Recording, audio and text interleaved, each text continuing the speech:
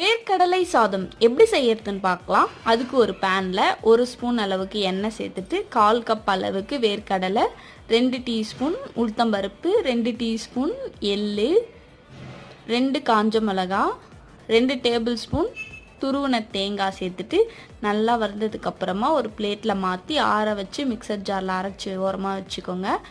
அதே பேனில் 2 டீஸ்பூன் எண்ணெய், 1/4 டீஸ்பூன் கடுகு, கடலைப்பருப்பு உளுத்தம்பருப்பு ஒரு ஸ்பூன், வேர்க்கடலை 1 ஸ்பூன், ஒரு காஞ்ச மிளகாவை இந்த மாதிரி கிள்ளி சேர்த்துக்கோங்க. கொஞ்சம் கறிவேப்பிலை, 1 டேபிள் ஸ்பூன் துருவின தேங்காய், அது ஆப்ஷனல் தான், சேர்த்தா கொஞ்சம் டேஸ்ட்டாக இருக்கும். சோறு 2 கப் அளவுக்கு சேர்த்துட்டு 1/4 டீஸ்பூன் பெருங்காயத்தூளும் சேர்த்துட்டு நல்லா மிக்ஸ் பண்ணிக்கோங்க. நல்லா மிக்ஸ் ஆனதுக்கப்புறமா நம்ம வறுத்து அரைச்சி வச்சுருக்க வேர்க்கடலை பொடியும் சேர்த்துட்டு நல்லா மிக்ஸ் பண்ணிட்டா ரெடி. இந்த பொடியை நீங்கள் அரைச்சி 3 நாள் வரைக்கும் ஃப்ரிட்ஜில் ஸ்டோர் பண்ணிக்கலாம். சூப்பராக இருக்கும். ட்ரை பண்ணி பாருங்கள். என்ஜாய்.